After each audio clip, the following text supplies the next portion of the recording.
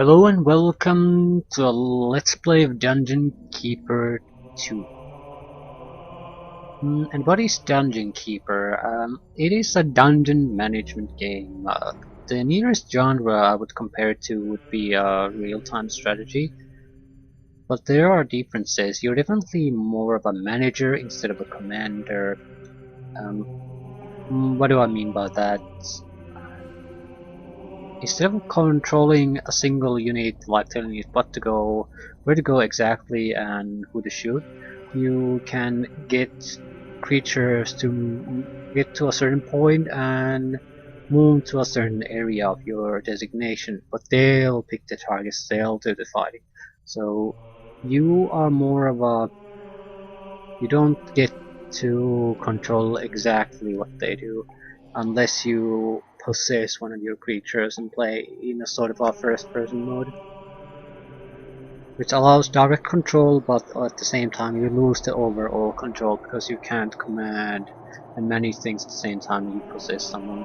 So it's a mix of things and forces you to sort of manage the situation instead of just commanding troops. Apologies about the flickering in here. This is not, the game doesn't flicker, the option screen flickers, so it plays such a small part in the game, I don't want to waste time fighting it. So, let's get started. Campaign. Smilesville. Welcome, Keeper. Before you lies a happy and carefree realm. The local champion, Lord Antonius, holds the first portal gem you require. Learn how to construct a dungeon, and build up your forces so that you can crush Lord Antonius and wipe the smile from his face. Yeah, this is the first difference between Dungeon Keeper 1 and 2, is that there is a actual briefing and the mission objective is highlighted and made crystal clear. Assault and kill Lord Antonius. And I do appreciate that very much. It was sort of a question mark at times. What exactly do you need to do in Dungeon Keeper 1? Here, there's no ambiguity about that. Sub-objective, build a layer of certain size, build a hatchery of certain size. I think we can manage. Behold, your dungeon heart. Protect it well, for if it is destroyed, you will be banished forever from this land.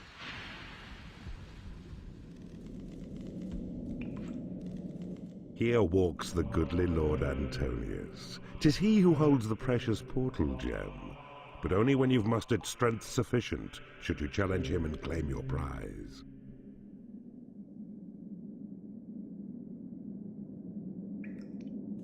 Lair. Hatchery. First, there's money to be made. Click on the flashing seam of gold. Your imps will dig out the area you designate. You can see direct information how much gold is in there. Much appreciated. There,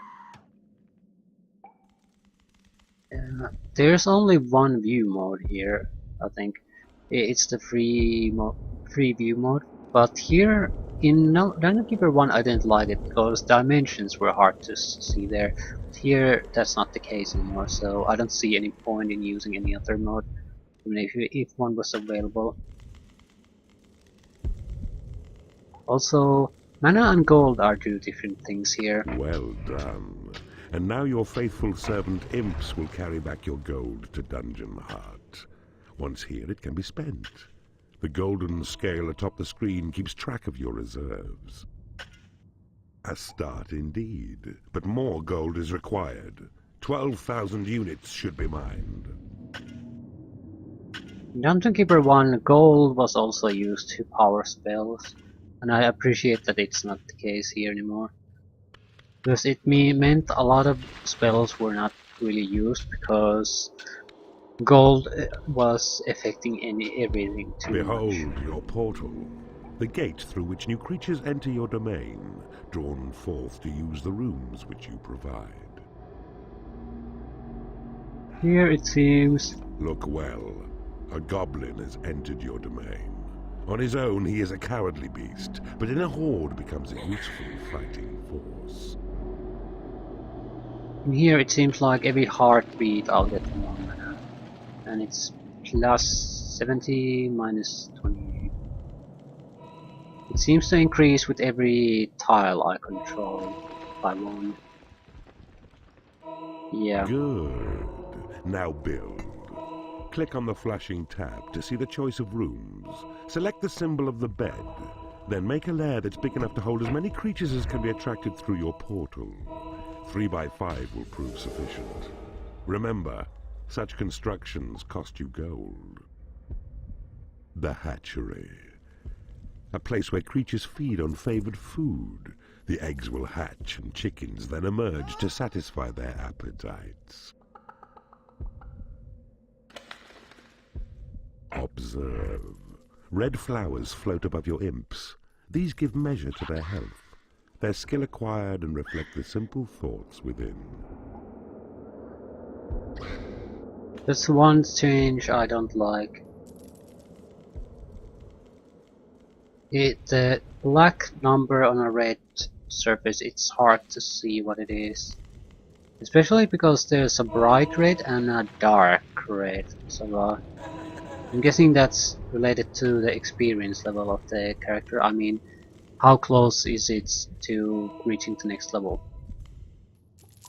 So the bright red is not really a problem, but the dark red, like with this goblin, I need to look, I mean properly look at there to see what it is.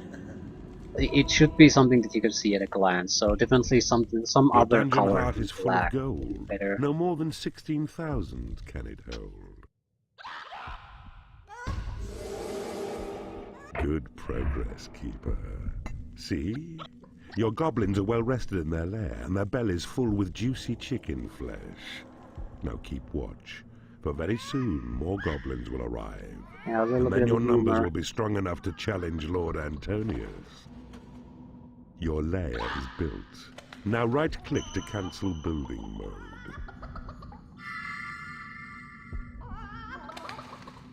When a hen house is rocking, don't come a knocking, and then the egg shoots out. Yeah, a lot of little things again in this game. It doesn't take itself too seriously, it tries to make fun of things, which is certainly appreciated. It's more of a have fun evil than it is serious business evil. I do appreciate the fact also that imps seem to gain experience from the jobs they do. In the first game you needed to train them in the trading hall, otherwise they were basically level 1 forever. Here they seem to I be... sense a breach. The servants of Antonius have broken through your walls, and you can move your gaze to see them now by right-clicking on the flashing globe. But worry not this time, for it is only dwarves, who, feeble as they are, pose little threat against your goblins. Ah, you've picked a creature up. To drop him, right-click anywhere on your land. The hapless enemy dwarfs are being crushed. Observe the white health flowers which appear above them. When they're near to death, you'll see that only one last petal shows.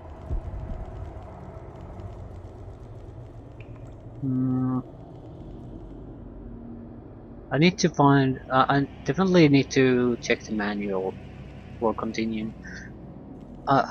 First and foremost, I need to know what affects mana. How do you earn more? What drains it? That sort of thing. So I can design my dungeons Your better. goblin force is large enough to challenge Lord Antonius for his portal gem. Tunnel north and you will find your smug opponent skulking in his keep. Ah, I see you have discovered a magical item. +1 level up for everyone.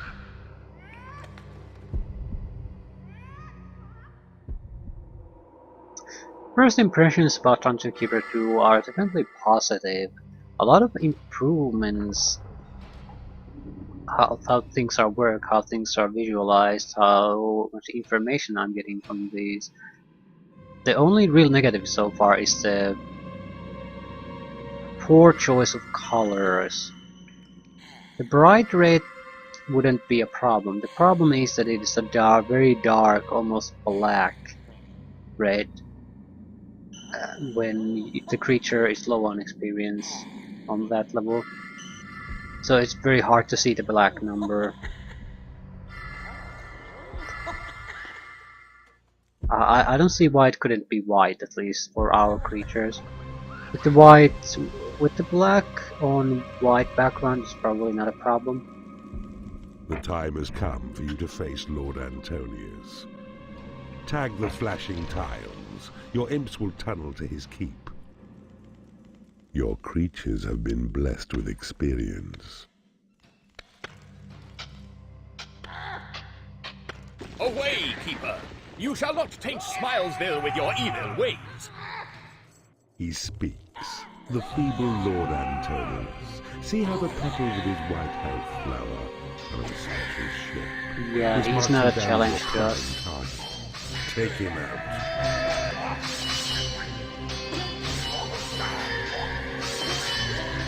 Bravo, Keeper. Lord Antonius is fallen. The portal gem lies aside his helpless form, in wait for Horny to collect it so it's yours. And comes he now.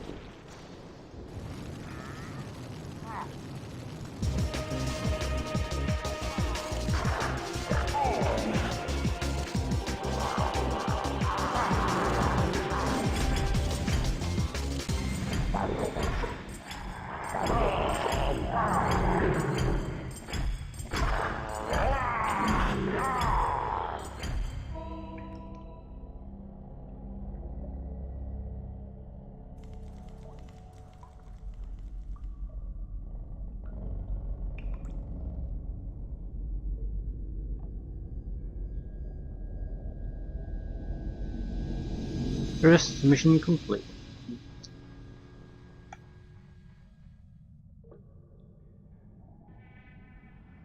Devise new spells in the library.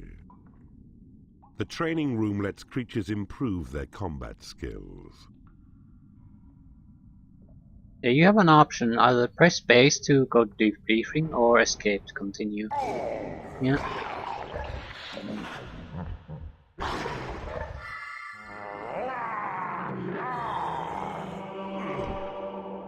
Hero gates, this time a structure instead of a floating portal in the air.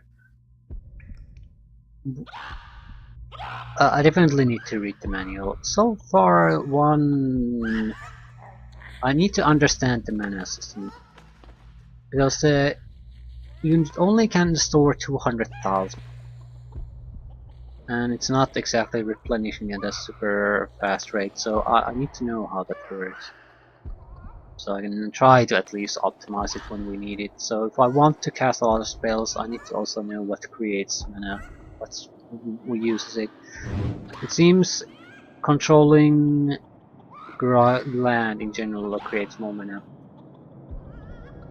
So there's an incentive to just dig in here, even though you don't particularly plan to do anything with the land. Also means if you don't actually have use of walls for defensive purposes, it might be just better to not actually have walls between rooms. We'll see. A lot to learn, a lot to learn.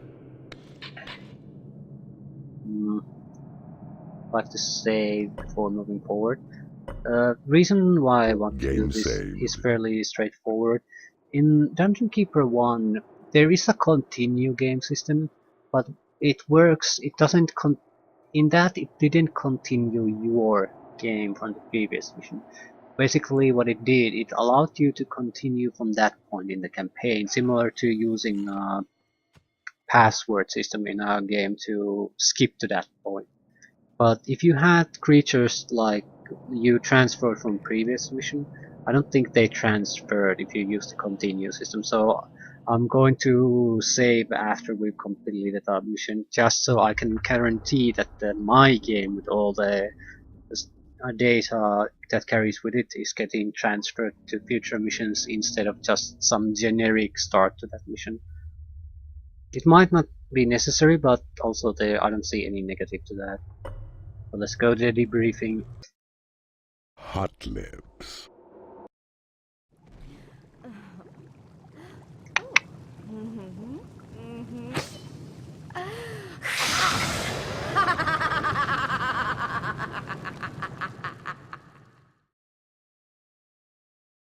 Well done, Keeper.